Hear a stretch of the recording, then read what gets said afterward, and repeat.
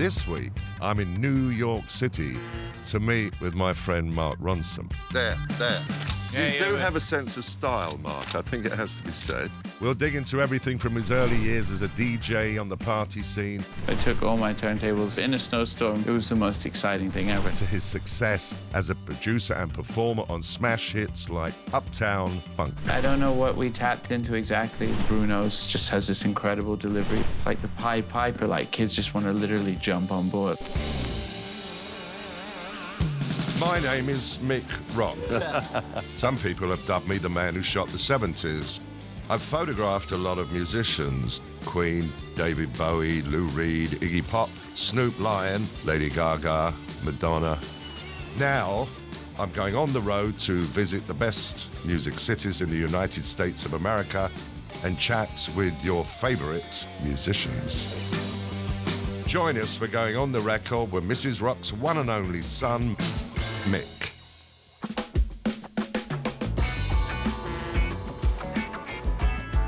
The Mark Ronson we know today is very much a product of New York City. Born into the music business as the son of a prominent London music manager, he later moved with his mother to New York as a young lad. He became obsessed in the early 90s with the burgeoning hip-hop scene and worked hard to become one of the top DJs on the city's party circuit. From there, he's gone on to collaborate with some of today's biggest stars, including Amy Winehouse and Adele, and more recently, he's had his own mega hit, Uptown Funk, featuring Bruno Mars. So Mark has asked me to meet him where it all began, Rock and Soul, a veritable one-stop shop for DJ equipment. Is Keith looking younger than springtime? Look at that. Have you seen that? And he's had all his teeth. He's got no. Thing is American teeth. Yeah. You know. If you got American teeth. Oh, I've got American teeth. British chassis American teeth. Yes. So Mark, what are we doing here? Wow, this is kind of emotional. This is Rock and Soul, where I bought my first turntables 22 years ago. Maybe I was in the 10th grade in school here in New York, 15 years old, and just became completely obsessed with hip-hop suddenly. You know, I still like Guns N' Roses and this other stuff, but I was obsessed with the music. I heard a late-night radio show, DJ Stretch Armstrong's show. Every song just like the beat spoke to me. The beat, the music. There were three things. There was rapping, there was DJing, and making the beats. And I didn't know anything about making beats or rapping at that point, so I just thought, okay, DJing. So I bugged my mom for about a year, and she said for graduation she would buy me a pair of turntables. So I came down here. This shop, Rock and Soul, is legendary. When you'd come down, you'd see some of the biggest DJs, you'd see biggest rappers, like people just kind of like walking around or in and out of the shop. And nice to see you.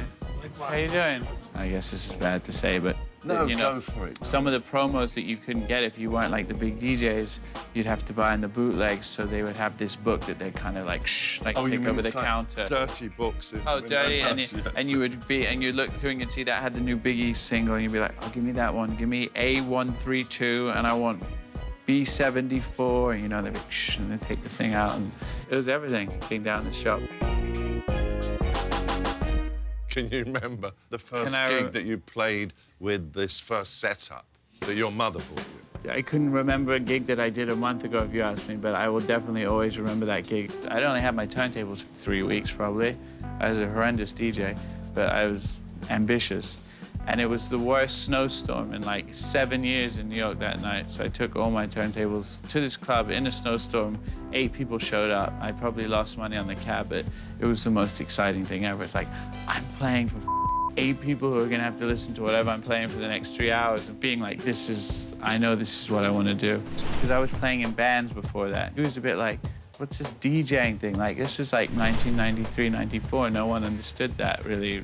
Not a lot of people. It wasn't like now where everyone's DJing.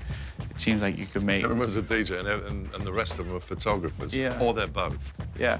There's a good thing on the internet. There's like a little like meme that says everyone's a DJ until you put a pair of these in front of them. Because like anyone can go in and plug in the 12-inch? iPod. Yeah. Just 12s, like actually something where you got to... Anyway, I'm a DJ until you put me in front of the 12 inches, because I don't know what to do with them. What sort of effect did being in New York have on your interest in different sounds? I mean, I think New York, like whether you look at the Ramones or you look at Nas, any kind of genre, New York is such a specific city, such a specific hustle. All the New York records sounded like a record that you would listen to on the subway on your headphones. And all the LA records sound like something you'd be listening to in a big convertible lowrider with the sun beaming down. It's like New York has its sound and a culture Closer and to a the streets. rhythm and Yeah, but you and can't get that in LA. and a because of the nature of grayness. the beast. Yeah, and I think New York completely shaped my sound and I think and what I wanted to do. Sensibilities, yes. So you've showed me where it all began. Yeah, So where are we off to now, Mark? we're off to Berlin, Lower East Side. Let's go. My parents are both English, and we moved here when I was 8. My mom moved here to marry my stepdad. And Who is Mick Jones? Mick Jones. Right. Another Mick. People used to think, because my last name is Ronson, they hear, you know, I've got a stepdad named Mick, they assume it's Mick Ronson. Exactly. Then I say, no, it's Mick Jones. Then they're like, from The Clash? So it's like, no, other Mick Jones.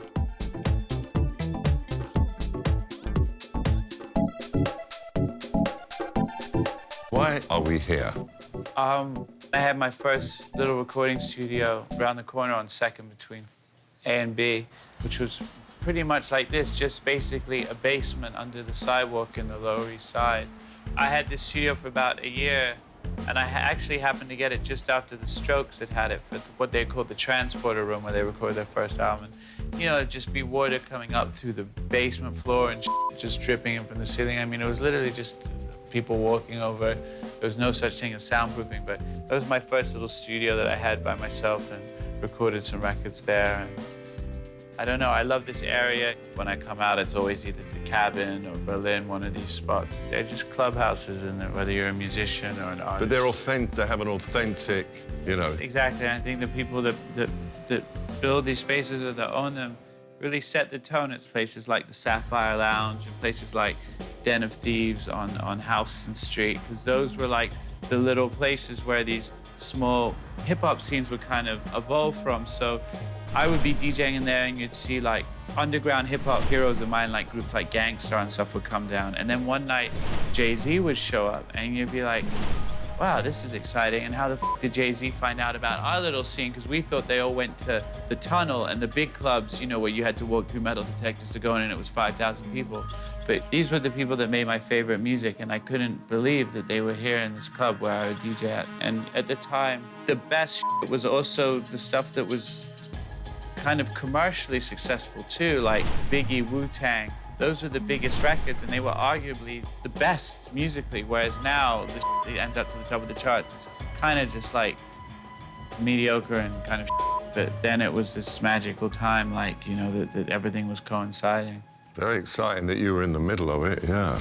There'd be times like, you know, someone talks to you coming out of the club carrying your record, but for the most part, hip-hop is very much about, like, I guess the Rakim quote, it's not where you're from, it's where you're at. It's like if you're going on there and you're killing the dance floor and you do a great set for that night, you're kind of like, you're all good. So I never really got anything because I was a white kid from the Upper West Side or something. Yeah.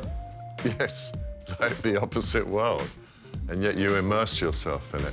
You became a very well-known Parsi DJ in the traditional sense, and then you became a producer.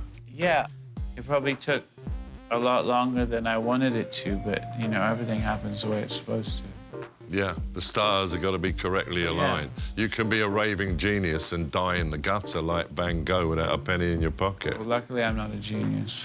Yeah, I have the same issue too. I'd like to show you another place, Electric Lady, where I've worked on some records. You know the legendary place that Jimi Hendrix built? Just before he died. Amy, you're embedded in her mythology. Yeah, she was such a meteoric talent, you know?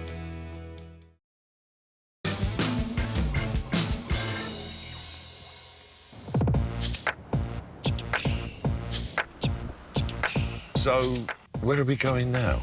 We are going to Electric Lady Studios, which I'm sure you got to be familiar with it, right? Yes, I certainly am. Spent some time in there.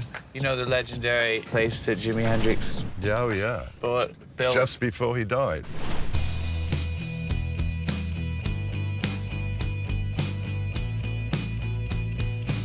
Here we are at Electric Lady, which is Mark's favourite recording studio in New York. Although, as you pointed out, there aren't so many as there used to be. Yeah, but even when there are a lot, this place is really special. This is amazing, and obviously, because this was Jimmy's spot. This was his apartment, actually. So, like, when he first bought the building, the part that we're in right now was his actual apartment, like where he would sleep here. It's just, every room sounds great. I'm not a fan ever going to rooms just because it was Jimi Hendrix's place. Like, either place has an amazing sound. It's got to work for you. It has to work. But there's places that, you know, have both. There's something in the molecules, like, as kind of whatever hokey as it sounds, like, there's just a reason. If, like, brilliant things have been made in a room for 50 years, it's gonna hang around. Stuff sits around, like ghosts. Yeah. Like musical ghosts. Yeah.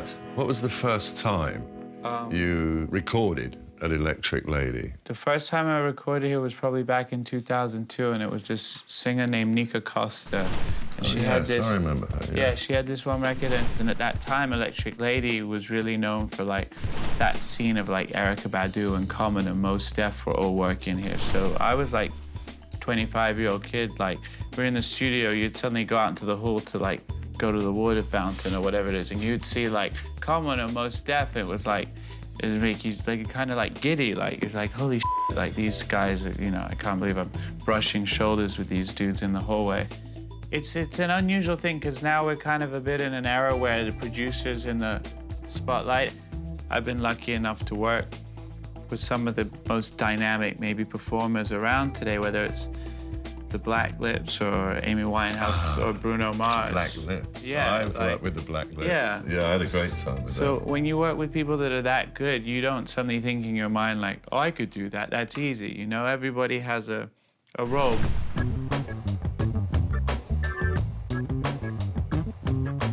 Talk to me something about that symbiosis that goes on between you and an artist and how things develop. There has to be some attitude of flexibility. Yeah. Producer itself is such a ambiguous term. I think if you ask anybody on the street, like, what does a producer do? It's just like, nobody can really tell you. It's a behind-the-scenes thing, but as well, everybody has such a different set of skills. And then, of course, being, like, a psychiatrist, like, which is what you know is, like, as a photographer, you have to coax something out of somebody, and you have to know how to take them. You have to bring some love in the door, even if you don't know them very well. Yeah. You have to know that you're with them. Yeah. That's the first thing, not with the record label, not with none of that. It's about them. Yeah. And it's about making them happy. Absolutely, and you're trying to make them feel like when somebody's in the booth about to do a vocal, like, you want to make them feel like they almost have superhuman powers, like if it's like going for a certain note, but then you also have to kind of be careful not to push them too hard, because if they go and they f***ed up, then you've shattered their confidence, and then it's like, it could be the whole day gone, or whatever it is. I mean, I'm still learning so many things About the from each time I psychology go of in. the whole thing. And just even music theory, or trying to, like, keep my chops up, or all these kind of things. I have to ask you this, so where did you record Uptown Funk? Uptown Funk we did in a mixture of places. We did some of it in Memphis. We did some of it in my studio in London. And then Bruno was on tour. He was still on tour a lot, so I would just have to fly wherever he kind of was. Like, if he changed the bass line one night, okay, I'd have to grab a 5-string bass, get on a flight, go to Toronto to re-record and do whatever had to be done, so. It's, of course, been an incredible success. Did it kind of knock you for a loop how far it went? I'd produced some records that were successful for other people, but as far as my own stuff, like, I'd done some records that had done well in England, but I don't know what we tapped into exactly. Maybe it was the idea of just, like, a good vibe song for the dance floor played by real musicians and something, and Bruno's just has this incredible delivery that just, like, it's like the Pied Piper, like, kids just want to literally jump on board. Like, now all my friends, anyone my own age, you know, rather probably eat glass and hear that song again, but it's their kids now, and it's like sending me the videos of, like, look at, you know, my son in the back of the car, he knows every word. That it's something that happens when that happens with a song, that it's just Which gone is rare. to this other place. It doesn't matter who you're talking about at any era. It's a rarity, let's be honest about it. There, there, right down the pike. You do have the right bonage for photography, you know? Bonage? Yeah, bonage and the hairdo. Very important, the hairdo, yeah. Yeah.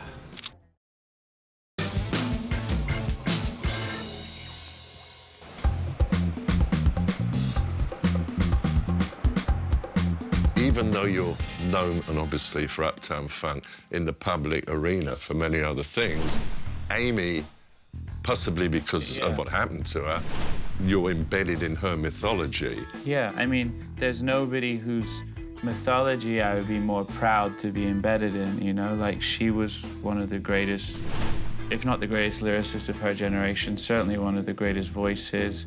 She was such a meteoric talent, you know? The work that we did is the reason that I am kind of sitting here, that I am have a career that even led to Uptown Funk. You know, Bruno, the reason that he hired me to work on his second album, which is how then we ended up working on Uptown Funk, is because of the work I did with Amy. So I'm really aware of that. And the first day we met, I asked her what kind of record that she wanted to make, and that's what you do, you know? It's like you said, you come in with an open mind, an open book. So I sit and I go, hey, what kind of music do you like? She said, well, I've been listening to all this 60s girl group stuff at my local, the Good Mixer, which is the pub in Camden she used to go to.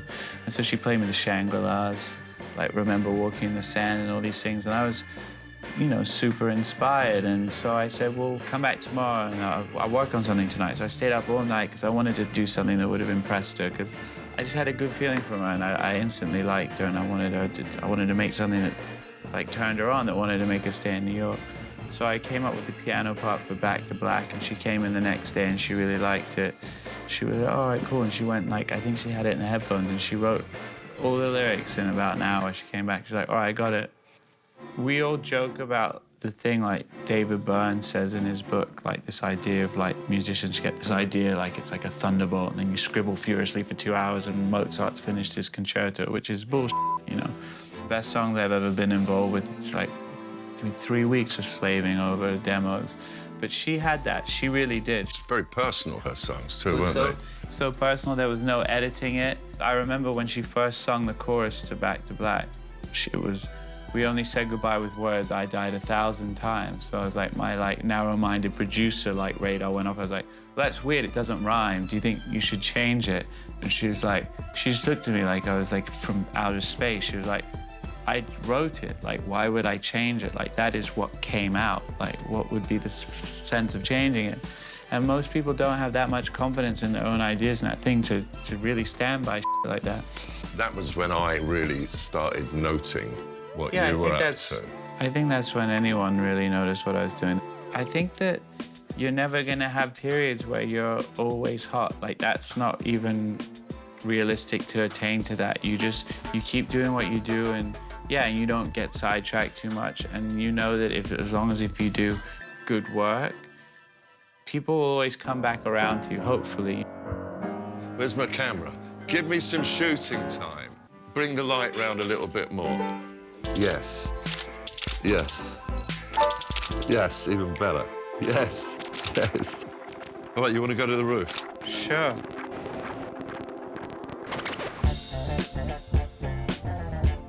There, right down the pike. The shirt and the shoes, fabulous. But you do have a sense of style, Mark. I think it has to be said.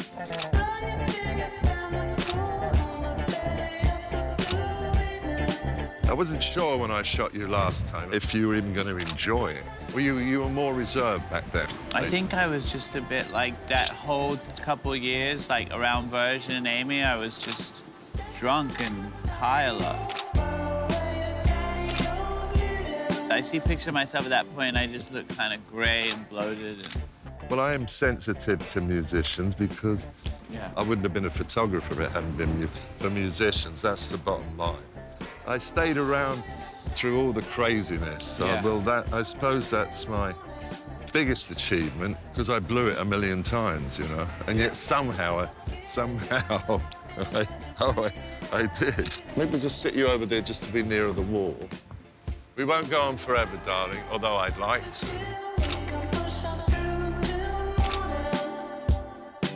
you do have the right bonage for photography, you know? Bonage? Yeah, bonage and the head. Very important, the head, yeah. Yeah. Yeah, I don't know which party it came from, but the bonage is very important. The bonage. When you're recording a vocal in the studio, you're always thinking like, all right, should we go one more take? Like, because you never know like where that magic one's gonna come, and you maybe move the placement of a microphone, and that's like the same X factor as just moving the light. You don't know like what's gonna like just be that magic. Me, I'll just try it. Or you would suggest something, I say, F it, let's do it. Yeah. What's to be lost? There, yeah, yeah. Yes, excellent. Yeah, the hand.